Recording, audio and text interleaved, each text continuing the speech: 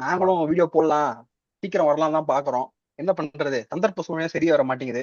டக்கு டக்குன்னு நான் ஏதாவது வேலையில ஏதாவது பிஸியா இருந்துடுறேன், அவர் ஏதாவது வேலையில பிஸியா இருந்துடுறாரு. ஸோ அந்த மாதிரி ரெண்டு பேருக்கும் மியூச்சுவலா டைம் கிடைக்கிறது இல்ல. டைம் கிடைக்கும் போது எடுக்க வேண்டியதா இருக்கு. நீங்க என்ன கேக்குறீங்க, கமெண்ட்ஸ்ல வந்து கேக்குறீங்க, எனக்கு தெரியுது.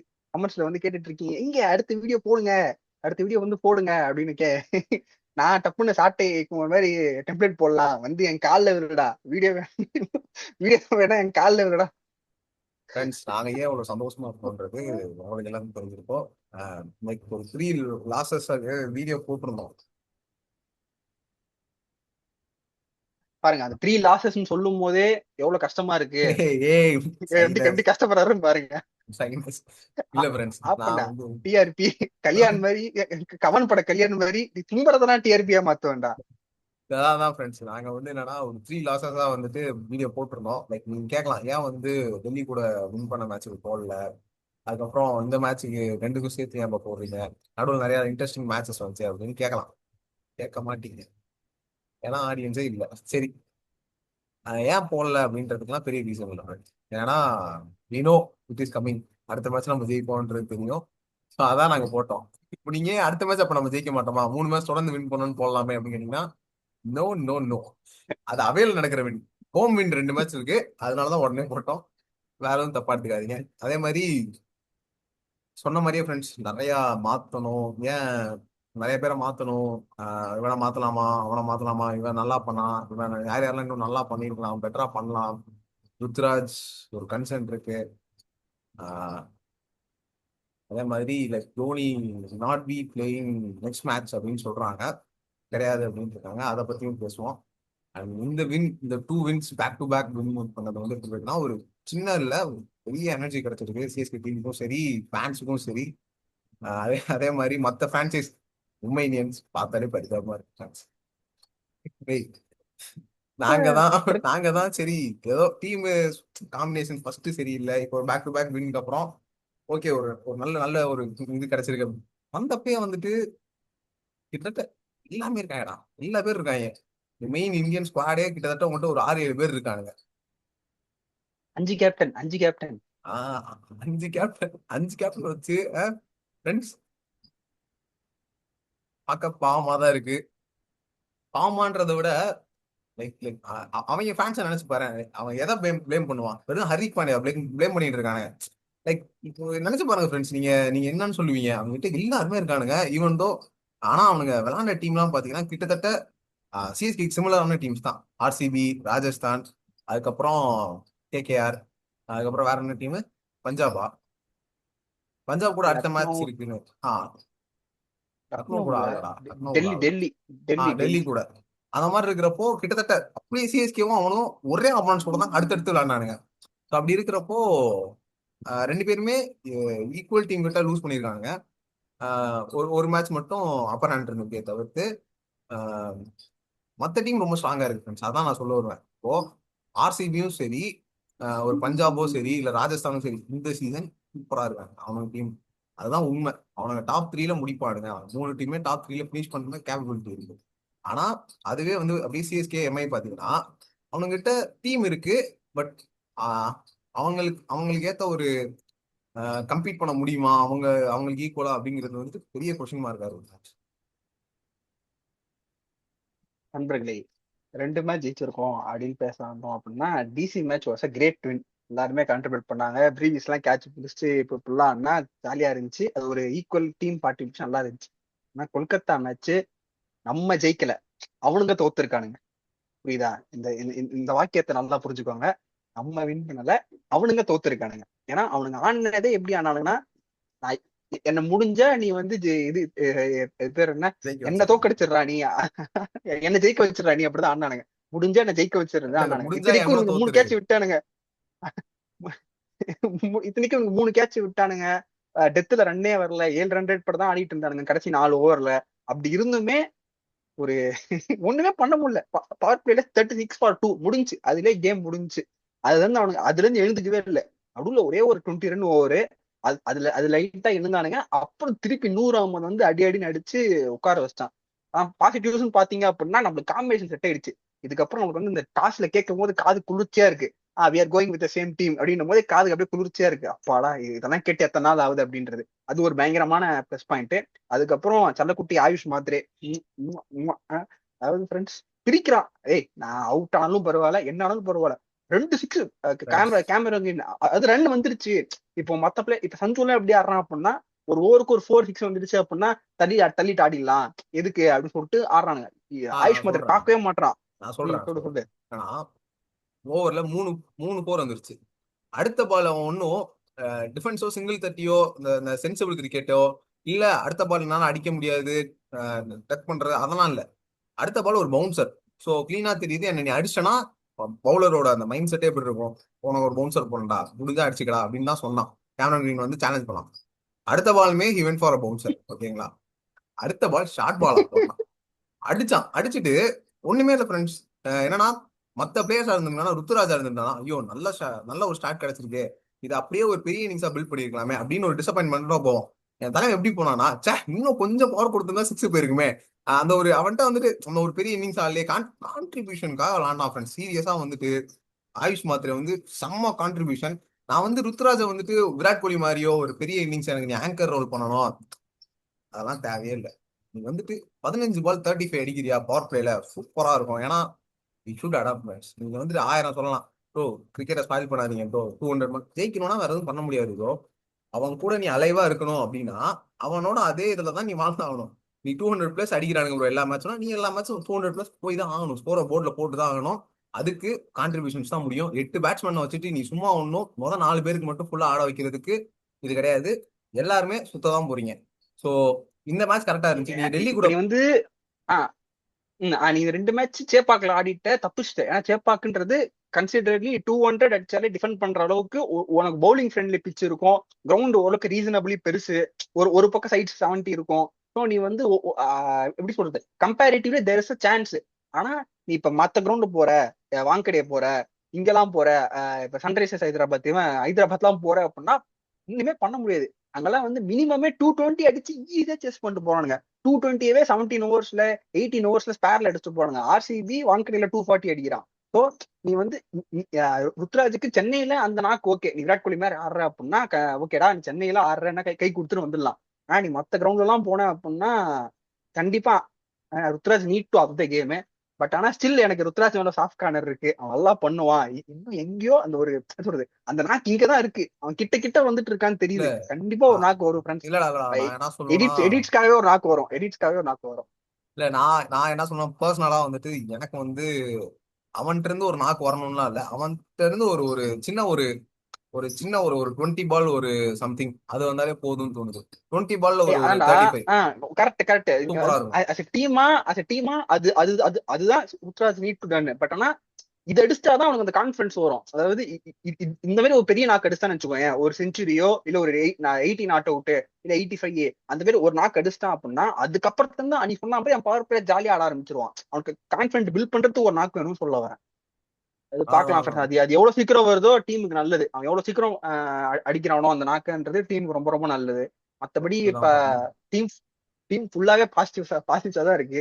எல்லாருமே சூப்பரா போடுறாங்க. அன்சுல் கம்போஸ் நேத்து யாக்கர் நெயில் பண்ணிட்டு இருக்கான். இப்போ டேல் ஸ்டேட் மாதிரி போட்டுட்டு இருக்கான். கடைசியில வந்து ஒரு முரட்டி முரட்டி யாக்கரா எரிஞ்சிட்டு இருந்தான். அதே மாதிரி அது நல்லா இருந்தது. சுனில் நாராயண் வந்துட்டு என்னன்னா அகில் ஹுசேன் கொடுக்க கூடாதுன்னு சொல்லிட்டு இருந்தாங்க தமிழ் கமெண்ட்ரியில. சுனில் நாராயண் தான் அதே தான் பண்ணலாம் ருத்துராஜுமே. அகில் ஹுசேனுக்கு ஒரு போல. ஆனா என்ன மேட்டர்னா கலீல் அகமத் எல்லாருமே நரேன் வந்தா என்ன நினைப்பாங்க, எய்தர் நரேன் வந்து அவுட் ஆகும் அடிப்பான்னு தான் நினைப்பாங்க. சிஎஸ்கே அந்த ஆப்ஷன் போல, ஏய் அவனை அவுட்டே ஆக்காதீங்களா அப்படின்ட்டு வேணும்னே போடுறாங்க பால. வேணும்னே நீ ஓவருக்கு ஒரு 6 அடிச்சுக்க 5 டாட் பால் ஒன்ன வச்சு கறந்துப்போம். இதுதான் மேட்ரு. அவனை ஒரு 6 அடிக்க விட்டானுங்க, மீதி 4 டாட் பால் ஒரு சிங்கிள் மாற விட்டுறாங்க. 7 ரன் ஒரு ஓவருக்கு ஜாலியா. அவ்வளவுதான், 7 ரன் அடிச்சிட்டியா ஜாலியா இரு அப்படின்னு சொல்லிட்டு அடுத்த ஓவர் அதே பண்றானுங்க. நரேனும் பாக்குறான் நம்ம அடிக்கிறோமா இல்ல இவனுங்க நம்ம ஆட வைக்கிறானுங்களா அப்படின்னு சொல்லிட்டு 17 பால் பிடிச்சான். 36 பால்ல 17 பால் சுனில் நரேனே பிடிச்சான். 5 ஓவருக்கு 30 பால்லயே 17 பால் சுனில் நரேன் தான் பிடிச்சான். 29 பால் தான் முடிஞ்சிருந்தது அவன் அவுட் ஆகிறப்போ. 29 பால்ல 17 பால் சுனில் நரேனே பிடிச்சிருந்தா உங்களுக்கு எப்படி இருக்கும்னு நினைச்சு பாருங்க. நம்ம என்ன நினைச்சிருப்போம், சரி 17 பால் புடிச்சிட்டான், அட்லீஸ்ட் ஒரு 150 ஸ்ட்ரைக் ரேட்ல ஆடி இருப்பான் அப்படின்னு நினைச்சிருப்போம். கிடையாது. 25 ரன்ஸ். இல்ல வேணும்னே பண்ணாங்க ஃப்ரெண்ட்ஸ். நீ நினைச்சிருக்கீங்க சூழ்நிலை சரியான பிளான் ப்ரோ அப்படின்னா, இவனுக்கு அதை விட அவனை அவுட்டும் ஆக்கல, அவனை அடிக்கவும் இல்லை. ஒரு ஒரு ஒரு ஃபோர் அடிச்சான், ரெண்டு ரெண்டு சிக்ஸ், ஒரு ஃபோர் இடமா அடிச்சான். ஏன்னா இவன் சப்போஸ் இயர்லி அவுட் ஆயிட்டு ரகுவன்ஷி ரஹானே ஆடி இருந்தாங்கன்னா அவனுக்கு மேபி செட்டில் இவங்க கேப்ஸ் ஆயிருப்பானுங்க. ஃபைன் பண்ணி பவர் பிளேயரே ஓரளவுக்கு கேப் கேம். ஃபைண்ட் பண்ணிருப்பானுங்க. ஏர்ல போயிருப்பானுங்க, ஏர கிளியர் பண்ணிருப்பானுங்க, இன்ஃபீல்ட கிளியர் பண்ணி ஏர்ல தூக்கி தூக்கி அடிக்க ஆரம்பிச்சிருப்பானுங்க பவர் பிளேல. அதுக்கப்புறம் செட்டில் ஆனதுக்கு அப்புறம் பால கொஞ்சம் எண்டு வரையும் கொண்டு போயிருப்பானுங்க. ஆனா அது கேம் அலைவா இருந்திருக்கும். கேம் அலைவா இருந்திருக்கும். பவர் பிளே கில்லு சுனில் நரனை வச்சு அடிக்கவே விடாம அவனை பக்கம் ஆட வேண்டாம். அந்த ஆப்கானிஸ்தான் பிளேயர் ஆஸ்திரேலியா ஓடியில பண்ணிருப்பானுங்க. ரன் அவுட் வந்தாலும் வேணும்னு அடிக்காம விட்டுருப்பானுங்க. அந்த மாதிரிதான் பிடிச்சி ஆட வச்சு சூப்பரா முடிச்சிட்டானுங்க. இருந்துச்சு ஃப்ரெண்ட்ஸ். அதை பாக்குறதுக்கு நல்ல நல்ல கேம் பிளான் தான். நம்ம நினைக்கலாம் இதெல்லாம் இதா ப்ரோ அப்படின்னு, கிடையாது. 5 ஓவருக்கு அவனுங்க வந்துட்டு கரெக்டா 29 பால் வரைக்குமே பின்னாலனும் அவுட்டு. பின்னால் தானே அது, பின்னாலனும் அவுட்டு 3வது பாலும் என்னமோ. இவனும் அதே மாதிரி சுனில் நானும் அவுட்டு. ஸோ 20 பாலுக்கு கரெக்டா இவனுக்கு 2 பேருமே காலி, வெறும் 27 ரன்ஸ்க்கு 20 பால்ல. அப்படியே பாத்தீங்கன்னா ரகுவன்ஷியும் ரஹானேவும் 39 பால்ஸ் முடிகிறப்போ 6.3 ஓவர்ஸ்ல 9 பால் பிடிச்ச 6 ரன், 9 பால் பிடிச்ச 6 ரன் ஃப்ரெண்ட்ஸ். அங்கேயே தெரிஞ்சு போச்சு ஸ்பின் ஸ்ட்ரோக் ஆக போறாங்க அப்படின்னு. அப்படியே தோணிட்டே இருந்துச்சு. கரெக்டா 150 ஃப்ரெண்ட்ஸ். என்ன மாதிரி over, wicket wicket, 3 dot ball, 4 dot ball, 5வது பால்ல விக்கெட்டு, திரும்பவும் ஒரே ஒரு சிங்கிள் மேட்ச். 8 பால்ல 1 ரன் கொடுத்து 3 விக்கெட் ஃப்ரெண்ட்ஸ். 100 அந்த 7 பால் சேர்த்தா 3 விக்கெட். நினைச்சு யாருக்கு கிடைக்கும் இந்த பர்ச்சேஸ்? சும்மாலாம் ஒண்ணும் சொல்லல, வேணும்னா நம்ம 10 கோடி அப்சல்யூட் சினிமா 10 கோடி நான் ஸ்டீஃபன் ஒருத்து, ஒவ்வொரு காசுமே ஒருத்து ஃப்ரெண்ட்ஸ். 100 வந்து நம்ம சொல்லிக்கலாம், இவ்வளவு நாள் அவன் விக்கெட் எடுக்கல, பெருசா இது பண்ணல, அவன் எரிஞ்சுக்கிட்டு இருந்தான். விட்டாலும் அந்த போன வீடியோல இவனே சொல்லியிருப்பான் நவீனே, என்னன்னா டேய் எரியலாண்டா, 105 109 போட்டான்டா அப்படின்னா. 105 150 போடுறான். அப்படி அடிக்கடிக்க வேகமா போட்டுட்டு அப்படி போட்டுட்டு இருந்தான். இந்த மேட்ச் 302, அடுத்து 98, திரும்ப 90 மாத்துறான். காத்துலயே ஆத்தறான். முடிஞ்சா அடிச்சுக்க அப்படின்னு தான் தெரியுது, போடுறான். கூகுளி தான் போடுவேன், ஓவர்ல இருந்து தான் வரேன் நானு, தெரியுது. இருந்தாலுமே அடிக்க முடியல, பேடுக்கே போடுறான். ஒரு க்ளூலெஸ்ஸா இருந்தானுங்க. அவுட் சைட் ஆஃப் ஸ்டம்ப் போடுறப்போ தடவுனானுங்க. அப்படியே எப்படின்னா பாயிண்ட் ஃபீல்டரையே பார்த்துட்டு இருந்தாங்க, கேப் ஃபைண்ட் பண்ண முடியல. உண்மையிலேயே சூப்பரான ஒரு இது. ஆனா இது எனக்கு தெரிஞ்சு பவுலிங் சூப்பர்னு சொல்லலாம். அதே மாதிரி பேட்டிங்ல பெரிய இன்டென்ட் இல்லைன்னு சொல்லலாம். அது நீ சொன்ன மாதிரியே பெருசா அவனுங்கிட்டயும் ஆஹ் ஜெயிக்கணும்னு விளையாட மாதிரியே இல்ல. ஆனா ஓகே, நான் நான் நான் என்ன சொல்லுவேன் அப்படின்னா, நீ இவனுங்க கம்பேரிட்டிவ்லி பார்க்கும்போது எனக்கு ஓகேவா தான் இருந்துச்சு. கேகேஆர் பேட்டிங் பார்க்கும்போது நம்ம டீம் பேட்டிங் பார்க்கறதுக்கு பரவாயில்லையா இருந்துச்சு. ஆனா நம்ம கேகேஆர் கம்பேர் பண்ணக்கூடாது. ஏன்னா அவன் அவன் வந்து லிட்ரலி அவன் ஆக்சுவலி பாத்தீங்கன்னா 5 மேட்ச்ல 5மே லாஸ் தான். ஒன்னு ரெயின் ரெயின் மேட்ச்னு சொல்லிட்டு ஒரு பாயிண்ட், அதுவுமே லாஸ் தான் பண்ணியிருப்பான். 5ல 5 லாஸ் பண்ணியிருக்கான். 2022ல மும்பையை பார்த்த மாதிரியே இருந்துச்சு. அவனுங்களும் இப்படிதான். நான் முதல்ல 5 மேட்ச்ல 4 மேட்ச் லாஸ் ஆடா. முதல் 4 மேட்ச் 5 மேட்ச் 4 மேட்ச் வச்சு laugh laugh laugh we are champions laugh laugh சிரிச்சிட்டு இருப்பானுங்க. அதெல்லாம் ஒரு கால் ஆஃப் ஃப்ரெண்ட்ஸ். இதை கிளாரிஃபை பண்ணியே ஆகணும். என்ன சொல்லுவானுங்க அப்படின்னா, ரோஹித் கேப்டன்சி இல்லைன்னா தோனி கேப்டன்சி என்ன கஷ்டப்படுறானுங்க அப்படின்னு. புரிஞ்சுக்க, தோனி 2021ல கேப்டன்சி பண்ணி 23ல கேப்டன்சி பண்ணி கப்பிடிச்சிருக்காரு. ஆனா ரோஹித் சர்மா வந்து 2020 லாஸ்டா கப்படிச்சான். அதுக்கப்புறம் தான் 3 வருஷம் கேப்டன்சி பண்ணி 3 வருஷமே ஃபெயிலியர் ஆனதுனாலதான் இவனை கொண்டு வந்திருப்பானுங்க, ஹர்திக் பாண்டியா கொண்டு வந்திருப்பானுங்க. உடனே இவங்க நினைச்சிருக்கானுங்க ஹர்திக் பாண்டியா வரதுக்கு முன்னாடி எம்ஐ ஆஹா ஓஹோன்னு ஓஹோ இருந்துச்சு, எல்லா இல்ல, வருஷமும் குவாலிஃபை ஆகிட்டு இருந்தோம். அது இன்னொன்னு வந்துட்டு 2013ல ஃப்ரெண்ட்ஸ். நான் இன்னொன்னு சொல்லுவேன், ஆஷாலாம் இருக்குமான்னு கேட்டா எப்படின்னு தெரியல. அஸ் எ கேப்டனா ரோஹித் சர்மா வந்துட்டு பல இடத்துல பல பிளண்டர் பண்ணியிருக்கான். நல்லா அவர் பிளண்டர்ன்றதை விடுங்க, அவன் ரொம்ப ரொம்ப எமோஷன்ஸ் எல்லாம் வெளில காட்டுவான். அது ஓகே தான், அது அப்படி காட்டக்கூடாது. ஆனா ஒரு கேப்டனா அதை வந்து டீம்மேட்ஸ் கிட்டயோ, உங்களோட டீம்மேட்டை வந்துட்டு புவனேஸ்வர் குமாரை வந்துட்டு கீழே கேட்ச விட்டுருவான்டா. ஓகே, ஹார்ஸ் கால் தான், கஷ்டம் தான், அவனுக்கு பிடிச்சிருக்கணும் தான், ரொம்ப ஈஸியான கேட்ச் தான், முக்கியமான இடம் போட்டு பால் எத்துவான் ஃப்ரெண்ட்ஸ். அவன் முன்னாடி ஹர்ஷ்தீப் சிங் அந்த கிழிப்பான் பால் இது பண்ணதுக்கு. நல்ல அது மட்டும் ஃப்ரெண்ட்ஸ். அந்த ஒரு ரன் மேட்ச் அதை விட்டுருங்க, அது நம்மளே வந்துட்டு யாரா இருந்தாலும் திட்டிருப்போம். அவனுக்கு வேணும் தான். ஆனா அந்த கேட்ச் விட்டதுக்கு எல்லாம் திட்டுவான். ஒரு மாதிரி எப்படின்னா ஒரு ஒரு பெஸ்ட் நான் சொல்றேன்லாம் இல்ல, அதான் உண்மை. ஏன்னா ரோஹித் சர்மா ஐபிஎல்ல அவனோட பவுலர்ஸ் இல்லாம மும்பை இந்தியன்ஸ் சூப்பரான டீம். உண்மையிலே செம்ம பவுலிங் யூனிட் வச்சிருந்த ஒரு டீம்னா அது மும்பை இந்தியன்ஸ் தான் ஃப்ரெண்ட்ஸ். ஏன்னா ஒவ்வொரு சீசனுமே 2013ல சொல்றேன், மிச்சல் ஜான்சன் இருந்தான், 15ல Malinga, 17 and 1920 Malinga, Bumrah, Boult. McClenaghan McClenaghan McClenaghan இருந்தான்.